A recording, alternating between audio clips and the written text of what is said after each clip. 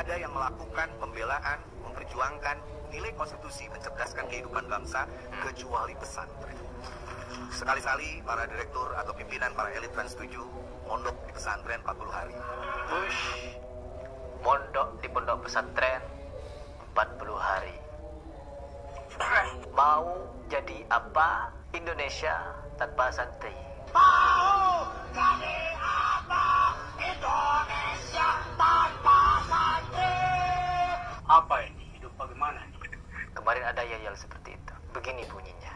Mau jadi apa Indonesia tanpa ulama? Mau. Dari awal yang beliau tampilkan adalah perkara-perkara yang perkara-perkara yang menyeleneh atau perkara-perkara yang buruk yang ada di pondok. Salah satunya yang ini. Padahal itu adalah oknum.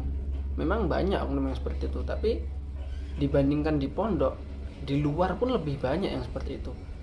Kalau menyalahkan pondok dengan oknum-oknum seperti ini, seharusnya kita sebagai orang tua ataupun kita sebagai sanak kerabat bagi saudara-saudara kita, kalau memang ingin mencari ilmu pondok, ya cari pondok yang sekiranya di sana pondok yang memang baik-baik, yang sudah terpercaya dari dulu. Contohnya misalkan di Blok Agung, di Al-Falah, Tebu Ireng, di Lirboyo dan sebagainya, kan banyak pondok-pondok yang memang di sana sudah terpercaya, sudah diakui banyak orang bahwa di situ pondok itu sudah bertahun-tahun tidak ada kasus, kan banyak.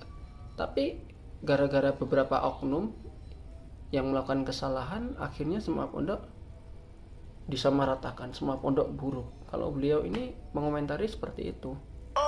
Jadi apa Indonesia tanpa pesantren? Mau jadi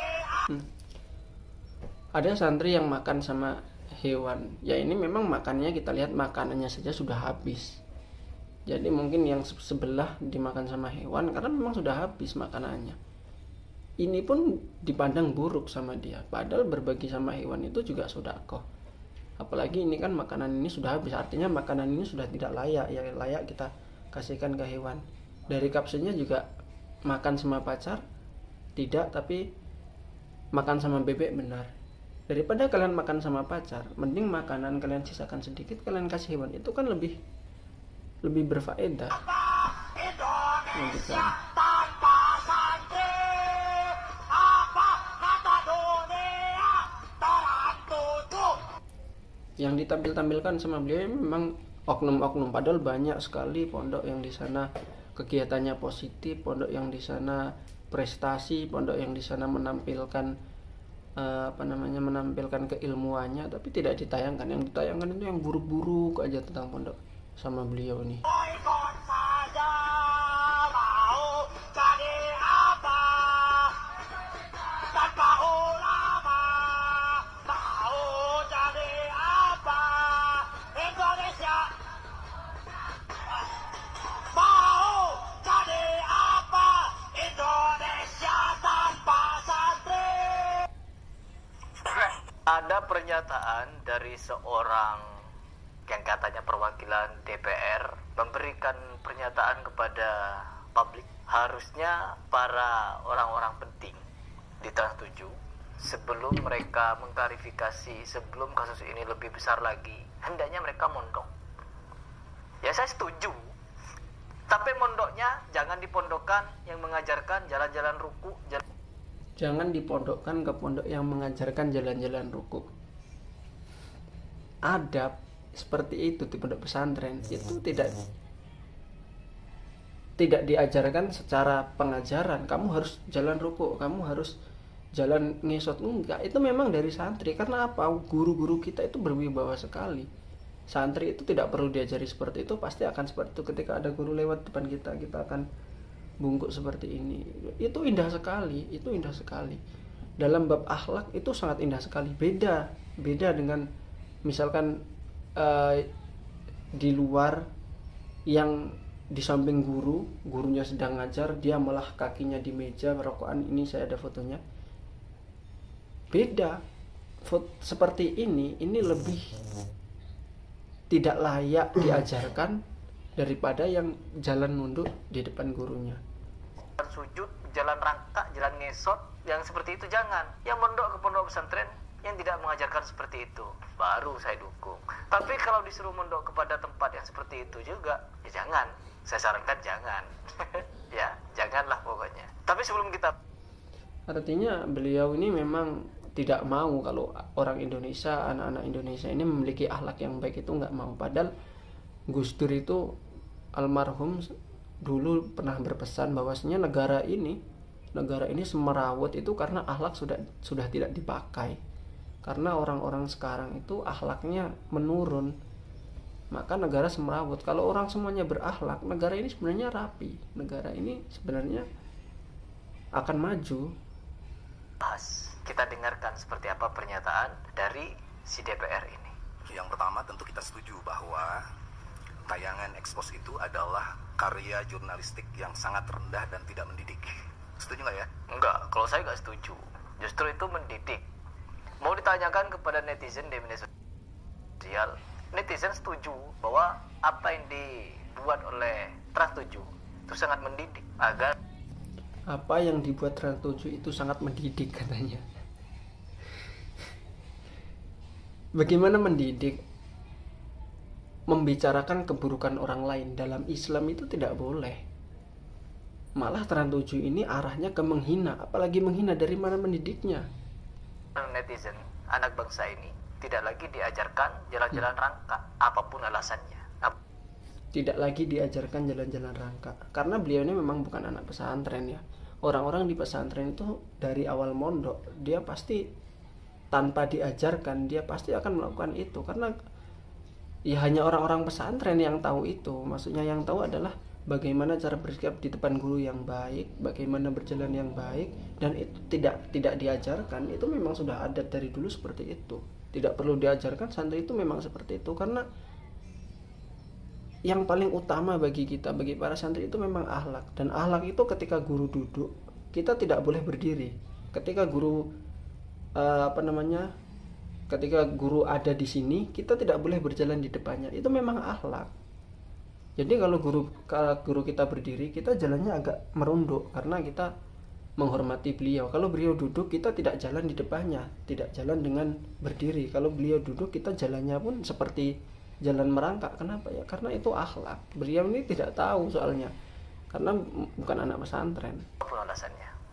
Lanjut dulu.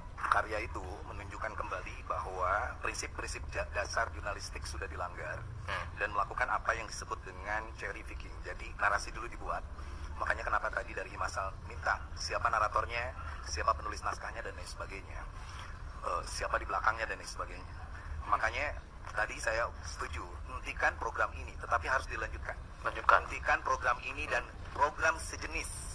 Karena banyak sekali program-program, walaupun ibu tadi bilang ada program dan penghargaan, tapi justru di sisi lain ada program-program yang sangat tidak paham terhadap apa yang disebut dengan makhzunin nafs, kearifan yang ada di pesantren.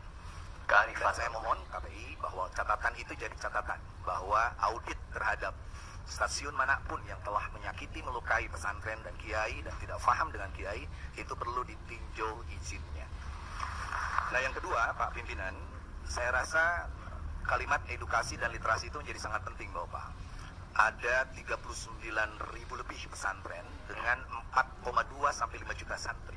Ini catatan kami dari Komisi 8. Tetapi kita melihat bahwa cara pandang orang di luar pesantren melihat pesantren itu masih pakai cara pandang lembaga keagamaan di abad ke-18. Ini sudah abad 21, di mana pesantren terbuka dengan demokrasi. Pesantren sangat mencintai negeri ini sampai kami baca Hubbul Waton Minal Iman. Dan tidak Hubbul Waton Minal Iman. Jadi memang iya, pasti orang-orang yang sedemikian ini mereka ingin memberikan pernyataan bahwa seolah-olah apa yang mereka lakukan sesuai dengan ajaran Nabi. Sampai berani mereka membawa hadis palsu. Hubbul Waton Minal Iman, ini kan hadis palsu. Hubbul Waton Minal Iman itu bukan hadis ya. Hubbul Waton Minal Iman itu memang bukan hadis, tapi itu ungkapan para ulama kita untuk menumbuhkan semangat cinta dalam negeri, sehingga para santri pada masa itu melawan penjajah dengan penuh semangat untuk mempertahankan NKRI. Nggak ada yang bilang hadis, nggak ada. Tapi beliau ini malah mengatakan hubul watan minal iman, ini hadis yang dibawa ulama untuk membodohi semua orang. Padahal nggak ada yang ngomong itu hadis, nggak ada. Sama seperti dulu itu yang ingin membela Al-Zaitun, membawakan hadis Nabi tapi palsu. Ya tentulah ilmu sampai ke negeri Cina katanya. Itu kan hadis palsu. Sama ini juga hadis palsu. Membawakan hadis palsu untuk membela jalan rangka. Dalam kaul yang lain, utlubul ilma walau bisin, itu hadisnya doif. Itu boleh dipakai untuk semangat mencari ilmu, tapi tidak boleh dipakai untuk menentukan suatu hukum. Itu hadisnya doif. Jadi masih banyak kalangan-kalangan kita yang memakai itu untuk biar kita lebih semangat mencari ilmu. Tapi kalau hubul waton yang dia katakan tadi hadis palsu, itu tidak ada yang mengatakan itu hadis. Itu memang ungkapan ulama supaya kita para santri, kita para kiai pada masa itu untuk semangat menjaga negeri ini, karena ya itu memang suatu perjuangan yang dibutuhkan supaya negara ini tetap utuh sampai negara ini merdeka. Dan apa? Di dalam pondok pesantren diajarkan cinta negeri dan begini-begini. Cinta negeri perlu, tapi nggak perlu membawakan dalil palsu. Lanjut lagi. Ada yang melakukan pembelaan, memperjuangkan nilai konstitusi, mencerdaskan kehidupan bangsa, kecuali pesantren. Sekali-kali para direktur atau pimpinan para elit Trans 7 mondok di pesantren 40 hari. Ush, mondok di pondok pesantren 40 hari. Mau jadi apa Indonesia tanpa santri? Mau jadi apa Indonesia tanpa santri? Apa ini? Hidup bagaimana nih? Jadi seperti itu. Jangan lupa saya tambahkan, mondok di pondok pesantren, kata Idrus Ramli, kalau dia tidak merokok, yang laki-laki, nggak tahu kalau yang perempuan, kalau dia tidak merokok, kurang sah jadi santri NU maksudnya. Jadi apa teman-teman? Orang tua. Lagi-lagi yang dia sampaikan, yang dia ambil itu cuma oknum-oknum yang ada jeleknya.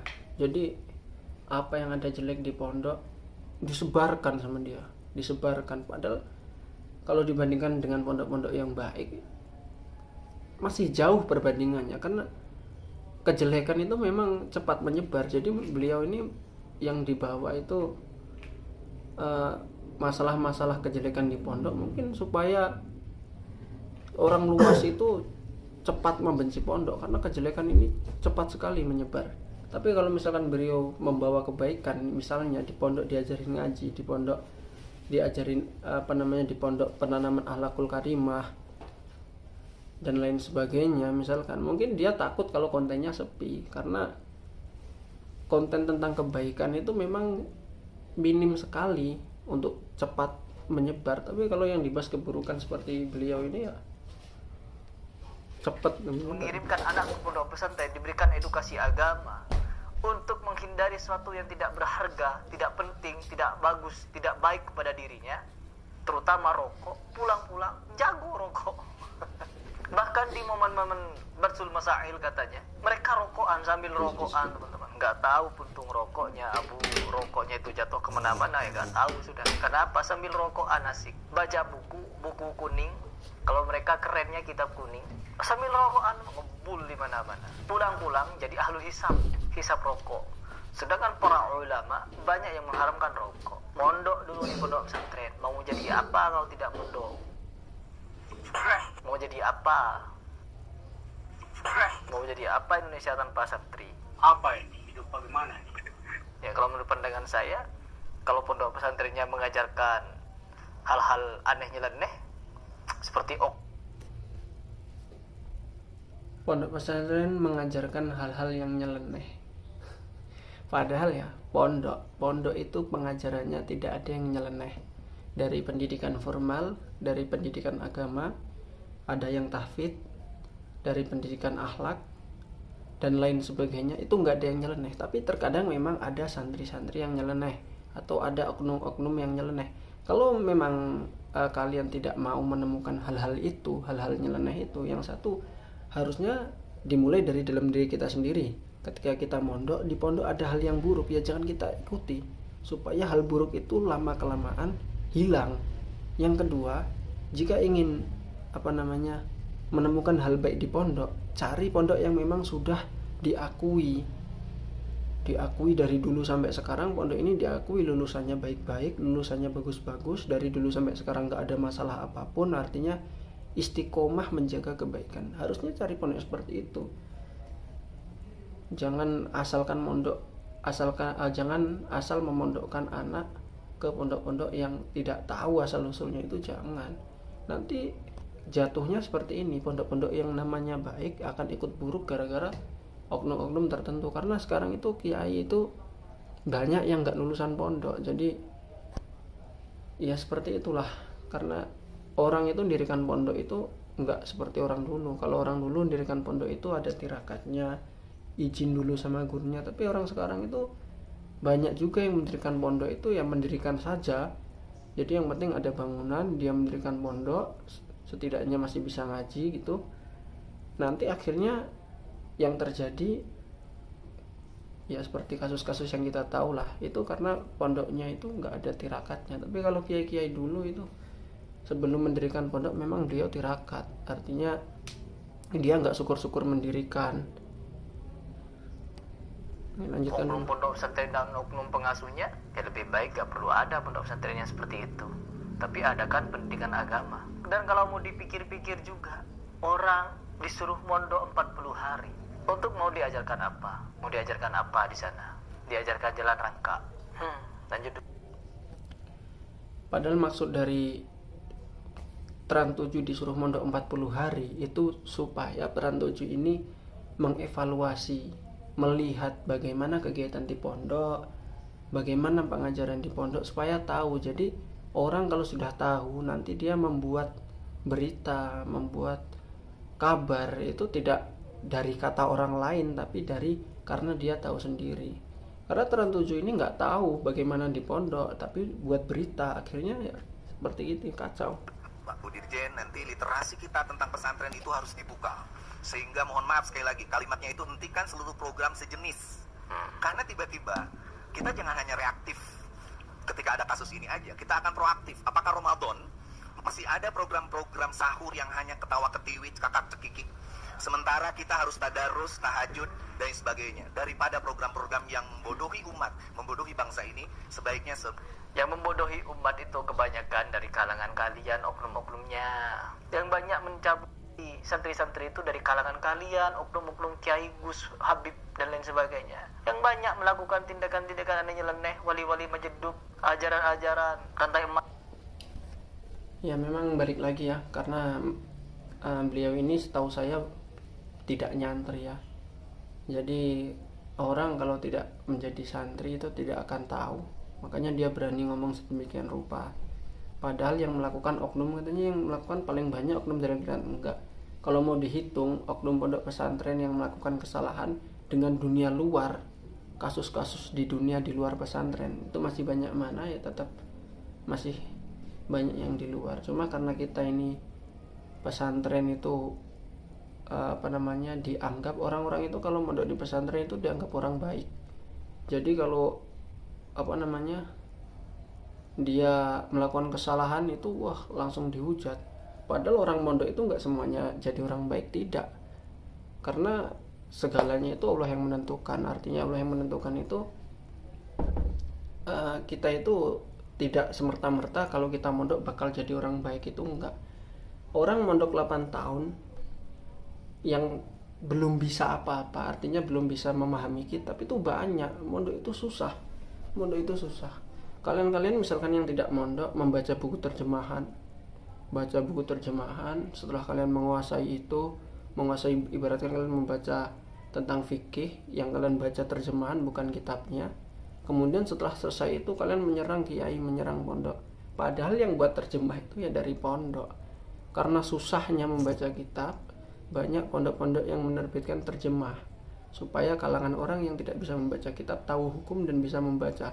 Tapi masalahnya ketika banyak buku terjemah yang ada jadi seperti ini. Banyak orang-orang yang tidak mondok yang kemudian belajar dari buku-buku terjemah digunakan untuk menyerang orang yang mondok. Nah, ini kan malah terbalik. Jadi seharusnya orang-orang yang tidak mondok, yang tahu hukum dari membaca buku terjemah, itu harusnya berterima kasih kepada orang-orang pondok, karena yang membuat buku terjemah itu ya orang-orang pondok. Meskipun nggak semua, tapi memang kebanyakan seperti itu.